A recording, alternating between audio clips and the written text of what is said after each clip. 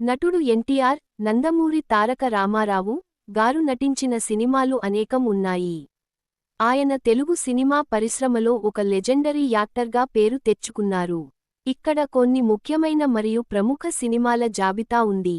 పౌరాణిక, చారిత్రాత్మక సినిమాలు: మాయాబజార్ 1957 ఘటోత్కచుడు పాత్రలో, పాండవవనం 1966, దానవీర శూరకర్ణ 1977 కర్ణుడిగా, శ్రీకృష్ణ పాండవీయం శ్రీకృష్ణుడిగా, భీష్మ భీష్ముడిగా, శ్రీ వెంకటేశ్వర మహాత్మ్యం వెంకటేశ్వరుడిగా.